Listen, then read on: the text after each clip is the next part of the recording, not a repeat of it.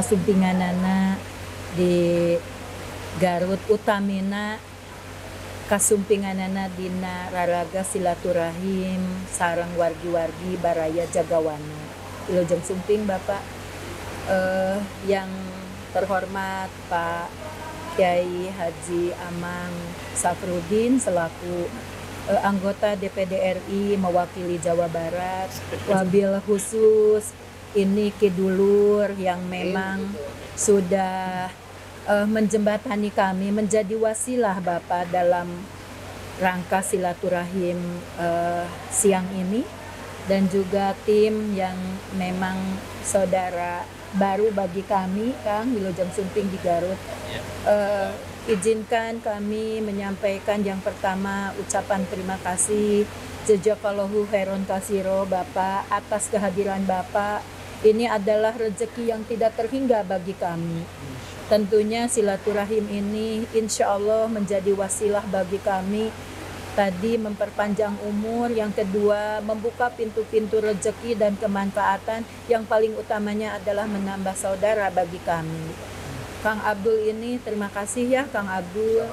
Sudah berjalan 5 tahun kami ya Kang Abdul selama kita dipertemukan oleh Kesbangpol Jawa Barat Bapak.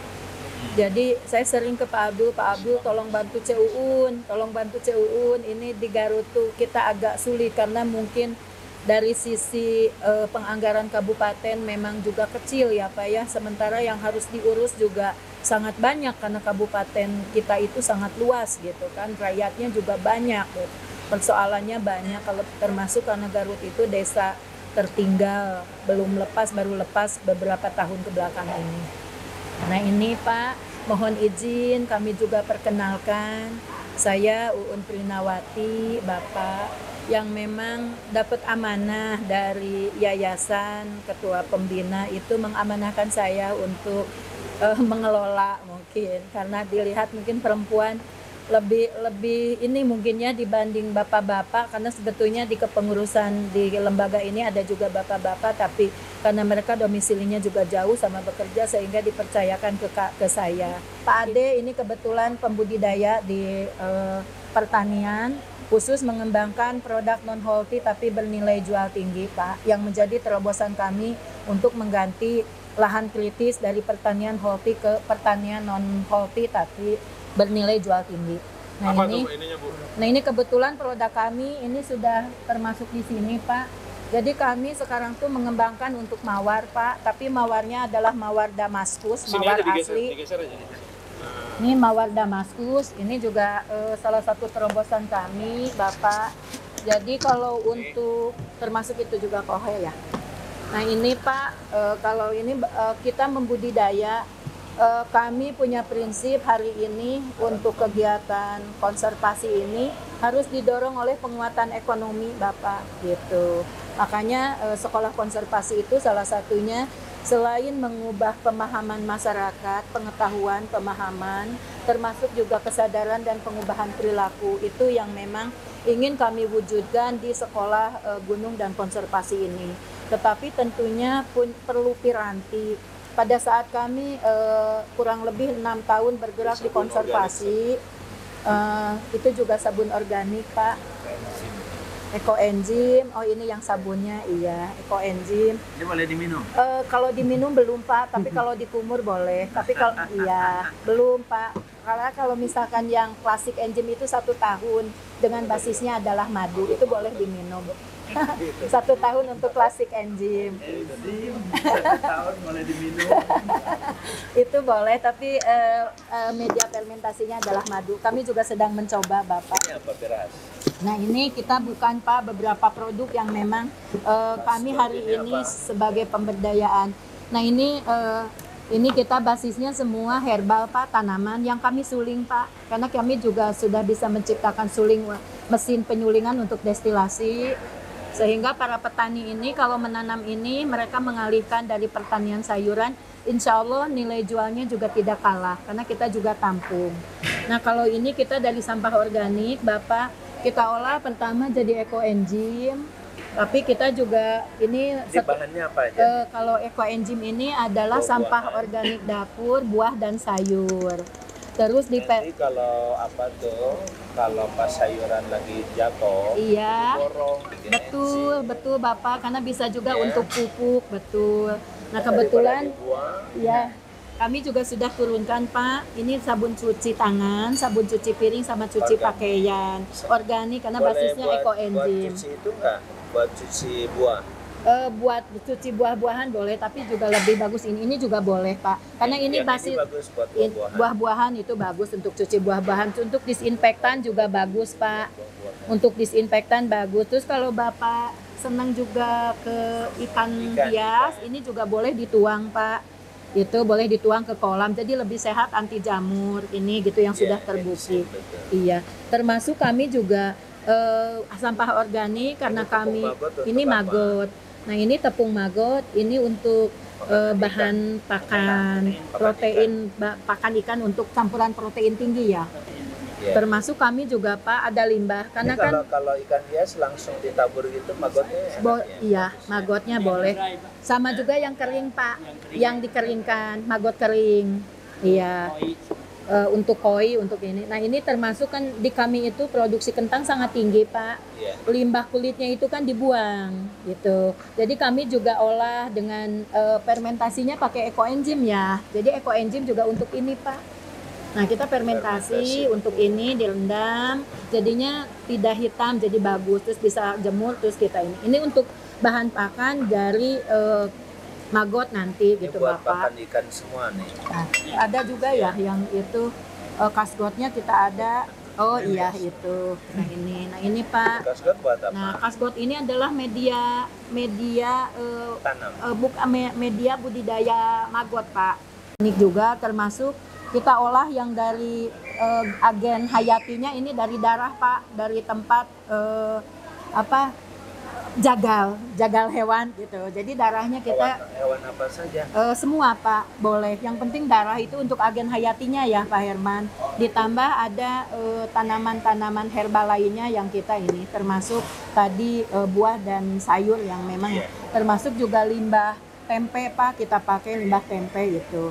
Nah itu mungkin yang kami termasuk kami hari ini sudah mencoba ketemu sama orang yang punya piranti Pak. Jadi kami pun dari konservasi tadi dialihkan satu tanaman kerasnya kami pakai kayu manis Pak. Terus tanaman produksinya sesuai dengan ketinggian, ada yang mau minta alpukat, ada yang minta pete, ada yang minta itu. Jadi kita arahkan ke tanaman produktif. Tanaman selaknya itu ada kopi dengan varietas kita biji kuning Pak, karena nilainya juga tinggi. Itu sudah bisa ekspor, kami 4 desa binaan kemarin tuh sudah bisa ekspor dengan pendampingannya bukan sama saya, tapi kalau desanya mulai nanam dengan kami, dengan Jagawana, tapi dikembangkan oleh ITB dan Astra Pak untuk dananya. Itu yang Cikajang 4 desa. Nah selanjutnya nah ini kami mengalihkan beberapa tanaman Pak, ada sereh, ada mawar. Nah ini kita suling Bapak. Jadi kalau petani nanti tidak tanam sayuran, ini kita alihkan ke sini. 100 hari mawar itu dengan rekayasa genetika kami itu sudah bisa 1,5 bulan sudah bisa belajar berbunga Pak mawarnya. Nah kita destilasi dibuat mawar dengan ini kalau untuk Mawar dipakai bunga mawar Pak, cuman bunga mawar asli, bunga mawar herbal gitu Pak, buhun. Nah ini juga sabun mawar. Pakai ini, plastik belum pakai kemasan Pak itu iya. Pakai seal aja. Iya. Nah itu bukanya nanti nggak buang. Iya. Nanti bisa ditaruh lagi. Ya. Nah itu kemarin iya Pak. Itu kita sudah produksi itu Bapak untuk industri rumah tangga, harapannya nanti masing-masing kelompok bisa membuat Pak, sehingga minimal gimana ke harumannya? Kalau harumnya sih karena memang kita pakai ekstrak, pakai sari. Harum Pak, boleh Pak dibuka saja Pak yang mawar. Boleh Pak, saya Pak bisa dibuka. Kalau kelor memang tidak harum kan? Tapi bisa dibuat harum kan, dikasih. Iya. Gitu. Jadi ada kita kalau minyaknya nanti sudah ini Pak dikasih minyak. Karena kita diekstrak menjadi minyak dengan penyulingan. Ini ya. Udah ada sabun mayit, udah ada yang sabun bidara.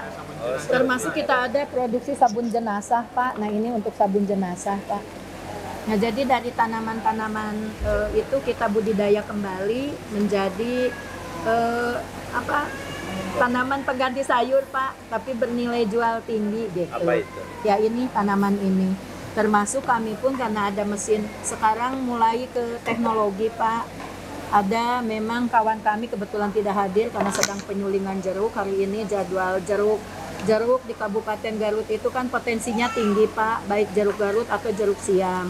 Pada saat hari ini ada hama yang namanya lalat buah, itu semua rontok, Pak, sehingga kan tidak termanfaatkan. Kalau tidak diambil itu akan menjadi hama untuk tanaman, sehingga kami pada akhirnya manfaatkan, Pak, dengan disuling, Pak.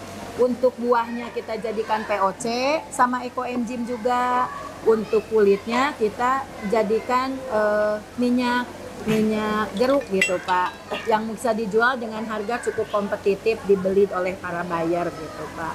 Nah itu, nah kami pun juga di Piranti hari ini sudah mencoba untuk membuat mesin pengolahan sampah, Pak, dari sampah plastik menjadi energi baru terbarukan di BBM. Itu Sudah biasanya siapa yang suka bikin yang begitu? ada, Pak, kami sudah ada itu Timnya. ahli timnya di kami, jadi ada Bagian mesin ya? bagian mesin, kebetulan namanya Pak Abai sama Pak Yusuf, kebetulan gak hadir, Pak, hari ini teh ada lagi. Kami kemarin punya reject bunga sedap malam, Pak, sama reject yang itu yang lalat buah itu jeruk. Jadi sedang proses, mohon maaf katanya. Nah itu bagian teknologi kami, Pak. Jadi ada beberapa mesin, salah satunya mesin destilasi aneka tanaman dan kulit. Terus juga kita mesin untuk pembuatan air laut menjadi air layak minum, Pak, dengan pH 9, air Itu alkali. daerah mana? Ada di Banyuresmi, Pak.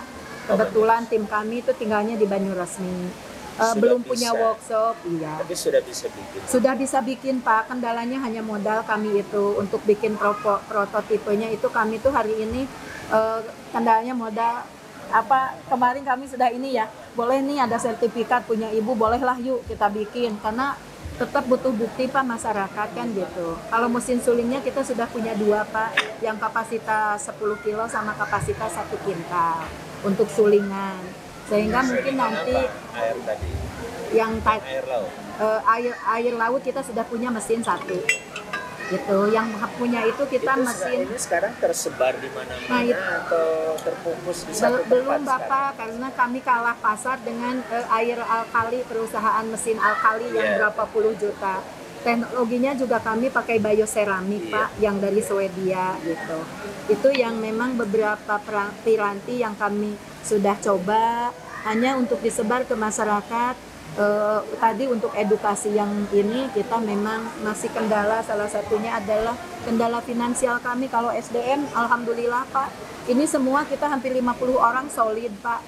Ini ada 50, jadi ada yang tim sensus sekarang tuh, Pak, lagi pada bekerja, ada yang penilaian harum madu, Kang Abdul minimal 15 orang ya. Ini ada 18, Pak, sudah lebih 3 orang.